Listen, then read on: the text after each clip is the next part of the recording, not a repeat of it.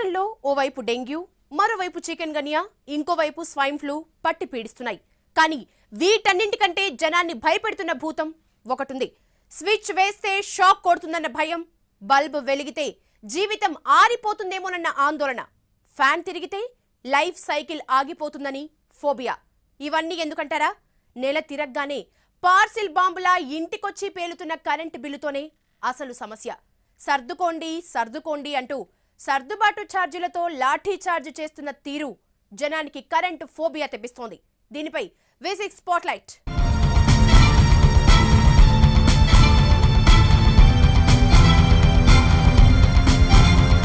వాడుకున్న కరెంటుకు బిల్లు కట్టాలిగా, కొనుక్కున్న కరెంటుకు ఛార్జీలను ఎవరు భరించాలి? జనమేగా. కరెంటు కావాలంటే బిల్లు కట్టాల్సిందే. మరి ఇవి చేతగాని మన నేతల నిర్వాకం మాటలు. పుండు మీద కారం చల్లినట్లు బిల్లు కట్టేవాడి నెత్తిమీద 4 మాటల రాళ్లు కూడా వేయటం అలవాటుగా పెట్టుకున్నారు మన సర్కారు పెద్దలు. జనం గగ్గోలు పెడుతున్నా బిల్లుల మోత మోగుతూనే ఉంది. ఎక్కువ రేటు పెట్టి కరెంటు కొనుక్కున్నప్పుడు భారం మోయాల్సిందేగా అన్న వాదన కూడా కరెక్టేగా అనిపిస్తుంది.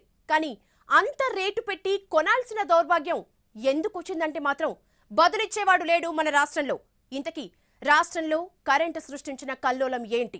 గతంలో 100 రూపాయల బిల్లు ఇప్పుడు 250 రూపాయలు. గతంలో 350 రూపాయల బిల్లు ఇప్పుడు 600 రూపాయలు. గతంలో 400 రూపాయల బిల్లు ఇప్పుడు 700 రూపాయలు.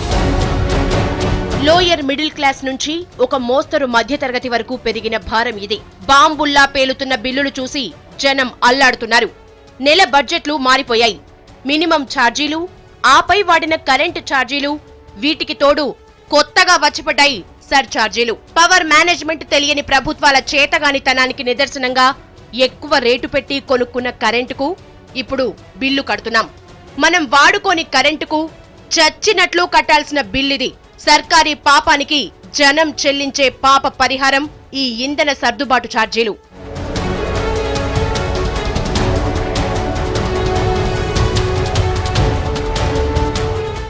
బిల్లులకు తోడు ఓవైపు భారీగా పెరుగుతున్న కోతలు. కరెంటు లేకపోయినా వాడుకోని కరెంటుకు వందల బిల్లు ఎందుకొస్తున్నాయో అర్థం కాక జనం బుర్రలు బద్దలు కొట్టుకుంటున్నారు. ప్రస్తుతం రాష్ట్రంలో జిల్లా కేంద్రాల్లోనే రోజుకు 5 గంటలు అధికారికంగా కోతలు పెడుతున్నారు. మండల కేంద్రాల్లో మరో గంట అదనం, అంటే 6 గంటల కోత. ఇక గ్రామాలకు డబుల్ బోనాంజా, రోజులో సగం, అంటే 12 గంటల పాటు కోతే. ఒక రకంగా కరెంటు లేనట్లే. దేశంలో కరెంటు లేని ఊరే లేకుండా చేస్తామని ప్రగల్భాలు పలికే మన నేతలు సిగ్గుపడాల్సిన పరిస్థితి.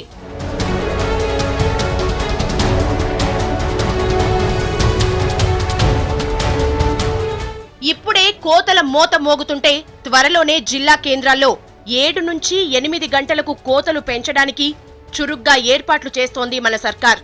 మండల కేంద్రాల్లో ఈ బంపర్ ఆఫర్ 8 నుంచి 10 గంటలకు పెరగబోతోంది. గ్రామాల్లో హాఫ్ డే లిమిట్ కూడా దాటిపోయినా ఆశ్చర్యం లేదు.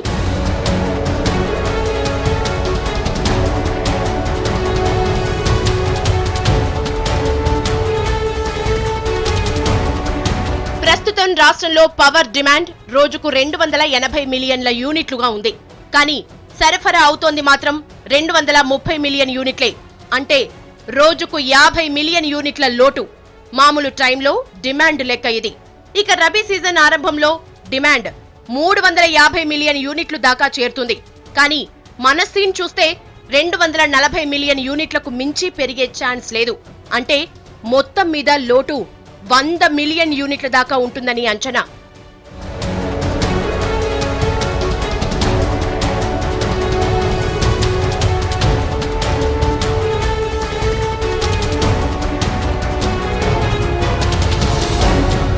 రాష్ట్రంలో థర్మల్ పవర్ ప్లాంట్లలో 99 మిలియన్ యూనిట్లు ఉత్పత్తి అవుతుంటే జల విద్యుత్ మరీ ఘోరంగా 5 మిలియన్ యూనిట్ల దాకా ఉంది. సెంట్రల్ గ్రిడ్ నుంచి 91 మిలియన్ యూనిట్లు తీసుకుంటున్నాం. ప్రైవేటు పవర్ ప్రాజెక్టుల నుంచి 20 మిలియన్ యూనిట్లు అందుబాటులోకి వస్తోంది. ఇక సోలార్, విండ్ పవర్ లాంటి సంప్రదాయేతర వనరుల నుంచి 6 మిలియన్ యూనిట్లు వస్తోంది. ఈ మొత్తం 222 మిలియన్ యూనిట్లు. ఓవైపు బొగ్గు కొరతతో థర్మల్ ప్లాంట్లు కట్టకట్టలాడుతున్నాయి. మరోవైపు నీళ్లు లేక ప్రాజెక్టులు ఈగలు తోలుకుంటున్నాయి. దీంతో కనుచూపు మేరలో విద్యుత్ సరఫరా పెరిగే అవకాశం కనిపించడం లేదు. పవర్ లేక కోతలు పెరుగుతున్నాయని సర్ది చెప్పుకున్నా ఈ సర్చార్జీ గొడవేంటో జనానికి అర్థం కావట్లేదు. దీనికి సర్కార్ దగ్గర ఓ లెక్కుంది. గతంలో అవసరం వచ్చినప్పుడు ఎక్కువ రేటు పెట్టి కొనుక్కున్న కరెంటుకు ఇప్పుడు తీరిగ్గా సర్చార్జీ బాధేస్తున్నాయి విద్యుత్ సంస్థలు. జనం అవసరాలకు తగ్గట్లు విద్యుత్ వ్యవస్థను నిర్మించుకోలేని ప్రభుత్వాల అసమర్థతకు ఇది జనంపై వేస్తున్న పెనాల్టీ. ఈ సర్దుబాటు బాధేంటి, దాని కథేంటో ఇప్పుడు చూద్దాం.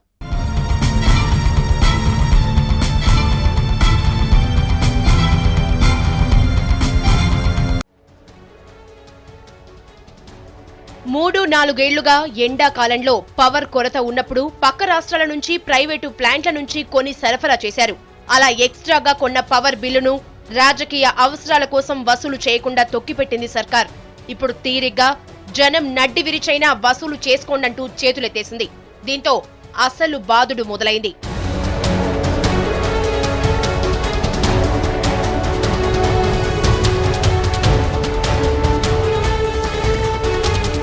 కొన్ని నెలల క్రితం ముందుగా 2009-10 ఏడాదికి సర్చార్జీ బాధేయటానికి ట్రై చేసింది సర్కార్. ఈ మొత్తం 1481 కోట్లు.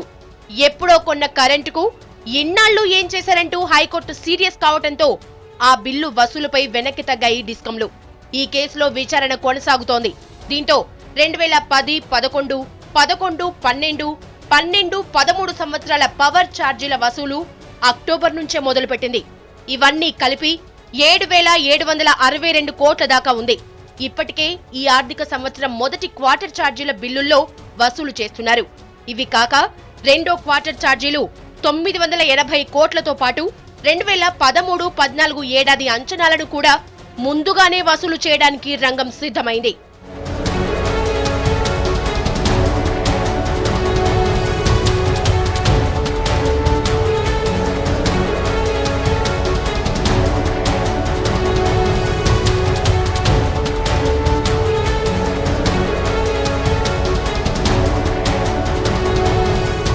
ప్రస్తుతం ఇంటి వాడకం ఛార్జీల్లో యూనిట్పై 2 సర్ఛార్జీలు వసూలు చేస్తున్నారు.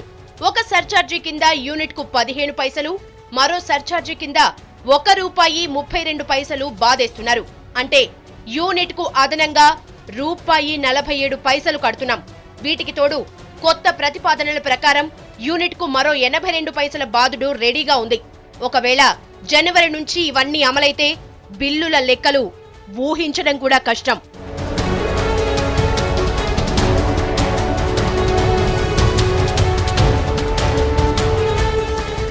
ఇంత చేసినా 2014 వరకు విద్యుత్ దొరకని పరిస్థితి. దీంతో పవర్ సేవ్ చేయాలంటూ ప్రచారం ప్రారంభించింది సర్కార్. విద్యుత్ పొదుపు చేయటం అవసరమే, కాదని ఎవరు అనలేరు. అయితే అసలే అన్ని రేట్లు పెరిగిపోయి ఇబ్బంది పడుతున్న జనంపై ఊహించని భారం వేసి పొదుపు చేయమని నీతులు చెబితే ఎలా ఉంటుంది?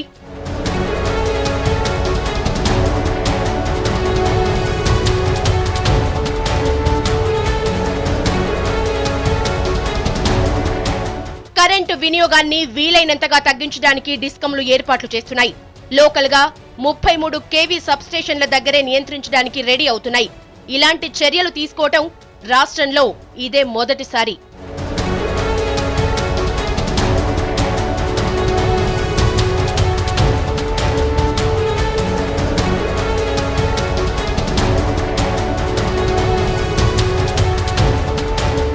కరెంటు కొరతతో చాలా గ్రామాల్లో తాగునీటి సరఫరా కూడా బంద్ అయింది. సరఫరా చేయటం కష్టంగా మారింది. ఇదే పరిస్థితి కొనసాగితే రాష్ట్రంలో 6,000 గ్రామాలకు పైగా తాగునీరు లేక అల్లాడే ప్రమాదం ఉందని అంచనా. మరోవైపు సేద్యంలో ఇప్పటికే సంక్షోభం మొదలైంది. కరెంటు కోతలతో ఖరీఫ్లోనే రైతులు అల్లాడిపోతున్నారు. నీళ్లు లేక పంటలు ఎండిపోతే కొంతమంది తమ చేతులతోనే తగలబెట్టుకున్నారు. చాలా చోట్ల దిగుబడులు భారీగా పడిపోయాయి. ఇక రాబోయే రబీ సీజన్లో రైతులు పూర్తిగా బోర్లపైనే ఆధారపడాల్సిన పరిస్థితి. ఆ టైంలో కరెంటు లేకపోతే పూర్తిగా నష్టపోయే ప్రమాదం ఉంది. V6 స్పాట్లైట్ లో ఇప్పుడు స్మాల్ బ్రేక్.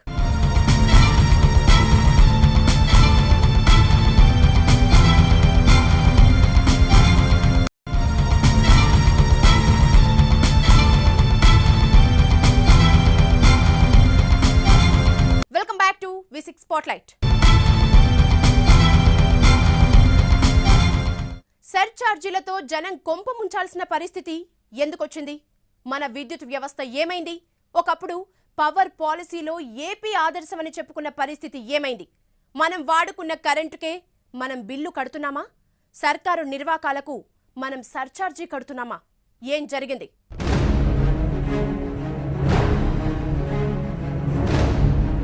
ఫ్యూయల్ సర్ఛార్జీలపై ఓవైపు జనం, మరోవైపు విపక్షాలు మండిపడుతున్నాయి. చేతగాని తనంతో అనవసరంగా ఎక్కువ రేటుకు విద్యుత్ కొనడం వల్లే ఈ పరిస్థితి దాపురించిందని నిపుణులు అంటున్నారు. ఎక్కువ రేటుకు బొగ్గు దిగుమతి చేసుకున్నారని మండిపడుతున్నారు. దీనివల్ల ల్యాంకో, జీఎంఆర్ లాంటి ప్రైవేటు పవర్ కంపెనీలు ప్రయోజనం పొందాయే గాని జనానికి ఒరిగిందేం లేదని వాళ్లు చెప్తున్నారు.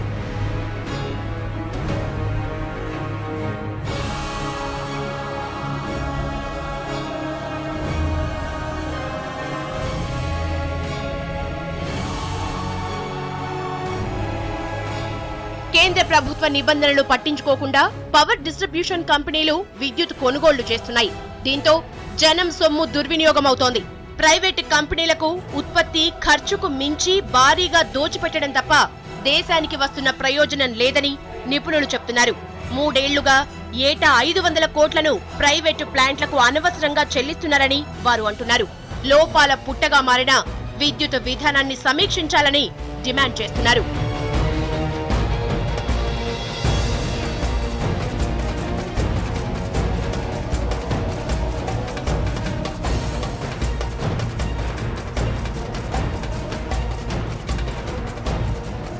దేశవ్యాప్తంగా ఆర్థికంగా నష్టాల్లో ఉన్న రాష్ట్ర విద్యుత్ సంస్థలను గట్టెక్కించేందుకు కేంద్రం ఇటీవల ఉద్దీపన పథకాన్ని ప్రకటించింది.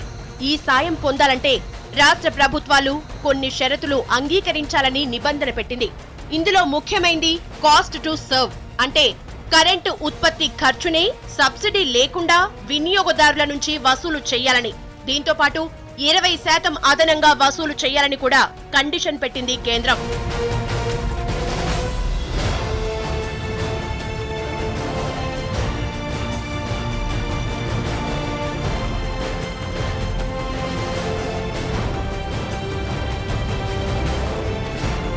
కేంద్రం నిబంధనలకు గతంలోనే ఒప్పుకున్న రాష్ట్ర ప్రభుత్వం దీనిపై కరెంటు కంపెనీలకు ఆదేశాలిచ్చింది. ప్రస్తుతం యూనిట్ విద్యుత్ ఉత్పత్తికి ₹4.41 ఖర్చవుతోంది.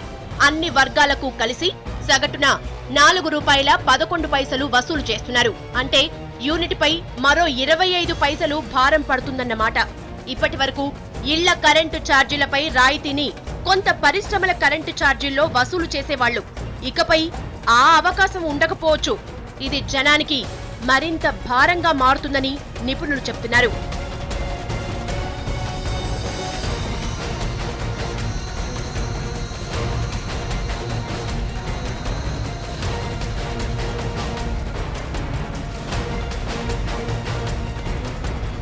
మరోవైపు రాష్ట్రంలో విద్యుత్ ఉత్పత్తి ఆందోళనకరంగా మారింది. థర్మల్ పవర్ ప్లాంట్లు పూర్తి స్థాయిలో విద్యుత్ ఉత్పత్తి చేస్తున్నా రాష్ట్ర అవసరాలకు సరిపోవటం లేదు. జల విద్యుత్ కనిష్ట స్థాయికి పడిపోయింది. ప్రాజెక్టుల్లో నీటి మట్టాలు కనీస స్థాయిలో ఉన్నాయి. ఆశించినంత వర్షాలు పడకపోవడంతో ఇప్పట్లో జల విద్యుత్ పెరిగే పరిస్థితులు కూడా కనబడటం లేదు. రాష్ట్ర అవసరాలకు కనీసం 2000 మెగావాట్లు అవసరం. కానీ ఇందులో కనీసం 10% కూడా లభించే అవకాశాలు లేవు. కొనుగోలు చేద్దామన్నా పక్క రాష్ట్రాలు కరెంట్ అమ్మే పరిస్థితుల్లో లేవు.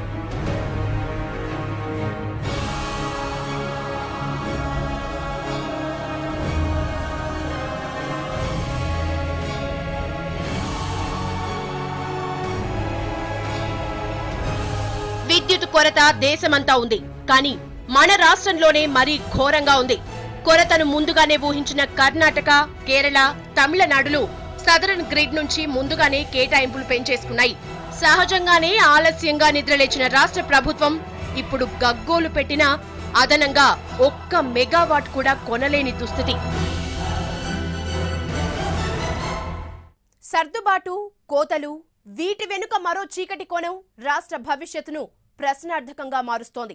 బాంబుల్లా పేలుతున్న బిల్లులతో జనంలో అసహనం, కరెంటు లేక ఎండుతున్న పంటలతో రైతుల్లో ఆగ్రహం, తడిసి మోపెడవుతున్న బిల్లులతో కుదేలవుతున్న పరిశ్రమలు, భారీగా కరెంటు కోతలతో ఉద్యోగాలు కోల్పోతున్న లక్షలాది కార్మికులు. ఇది ఇప్పుడు రాష్ట్రంలో పరిస్థితి. పవర్ సేవ్ చేయండి అని కంటి తుడుపుగా నీతులు చెప్పడం తప్ప పరిష్కారం చూపించలేని స్థితిలో ఉంది రాష్ట్ర సర్కార్. ఓ కంపెనీ కరెంటు బిల్లు 1.5 కోటి, దానిపై సర్చార్జీ 69 లక్షలు. మరో కంపెనీ బిల్ 4 కోట్లు, దీనిపై సర్చార్జీ 1.5 కోటి.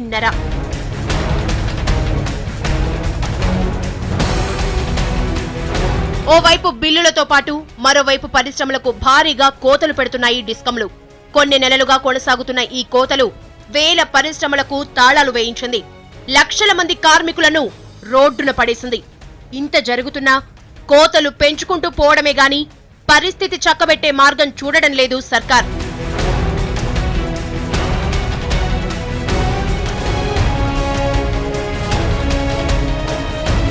పరిస్థితిని బాగు చేయకపోగా మరో మోత మోపేందుకు పవర్ కంపెనీలు రెడీ అవుతున్నాయి. పరిశ్రమలకు పవర్ హాలిడేను 3 రోజుల నుంచి 4 రోజులకు పెంచబోతున్నాయి. ఇప్పటికే కోతలతో పరిశ్రమలు రోజుకు 1000 కోట్ల రూపాయల నష్టపోతున్నాయి.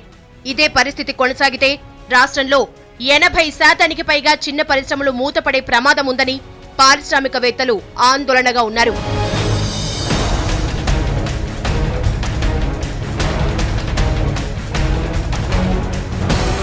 పెరుగుతున్న కోతలతో పరిశ్రమలు విలవిలలాడుతున్నాయి. చేతి నిండా ఆర్డర్లున్నా కోతల కారణంగా ఉత్పత్తి పడిపోయి నష్టాలు మూటగట్టుకుంటున్నాయి. రాష్ట్రానికి అందుబాటులో ఉన్న విద్యుత్తులో సాగుకు ఇళ్లకే ఎక్కువ శాతం పోతోంది. మిగిలిన పవర్లో ముందుగా పెద్ద పరిశ్రమలకు ఇచ్చాకే చిన్నవాటికి ఇస్తున్నారు. రాష్ట్రంలో సుమారు 7 లక్షల చిన్న పరిశ్రమలున్నాయి. వీటిపై 40 లక్షల మంది కార్మికులు ఆధారపడి ఉన్నారు. ఇవి కనీసం 12 గంటలు పనిచేయాలన్నా 600 మెగావాట్ల విద్యుత్ అవసరం. గత నెల వరకు వారానికి 5 రోజులు విద్యుత్ ఇవ్వగా ఇప్పుడు 3 రోజులే సప్లై చేస్తున్నారు. దీంతో పరిశ్రమలు రోజుకు 1000 కోట్ల నష్టాలను చవిచూస్తున్నాయి.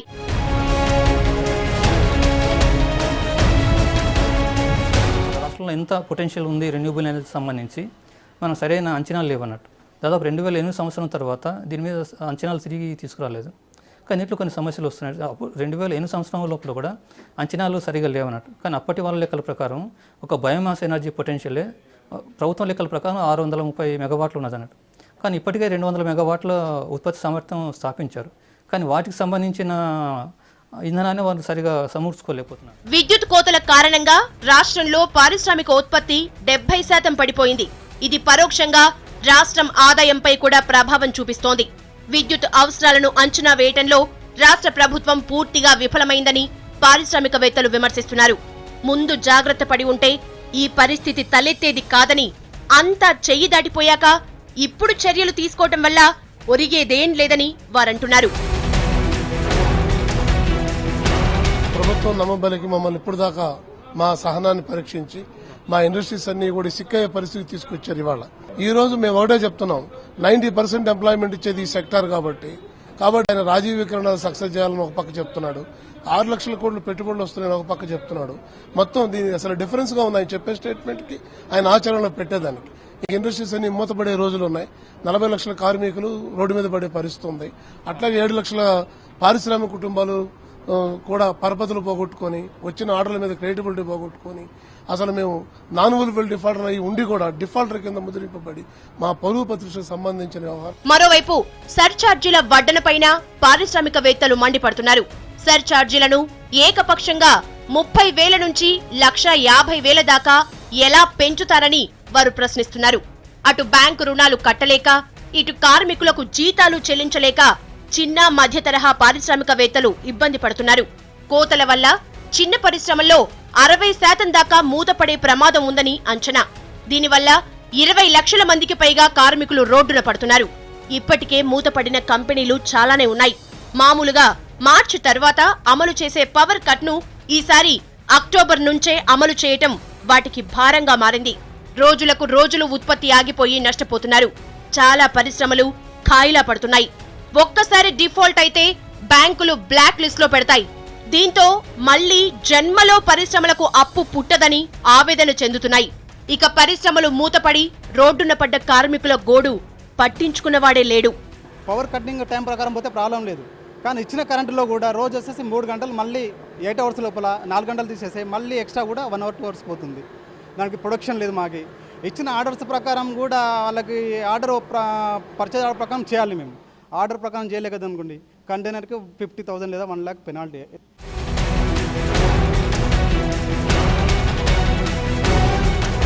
ప్రైవేటు పవర్ ప్లాంట్లను పాలు పోసి పెంచడానికే ఉన్నట్లు పనిచేసే ప్రభుత్వాలు, రాష్ట్రం భవిష్యత్తు కోసం కాకుండా సొంత ప్రయోజనాల కోసం విద్యుత్ విధానాన్ని అమలు చేసే నాయకులు, జనం ఎలా చచ్చినా పర్వాలేదు, మనం బాగుంటే చాలు అనుకునే పాలకులు ఉన్నంతకాలం రాష్ట్రాన్ని, దేశాన్ని కూడా విద్యుత్ సమస్య వెంటాడుతూనే ఉంటాయంటున్నారు నిపుణులు.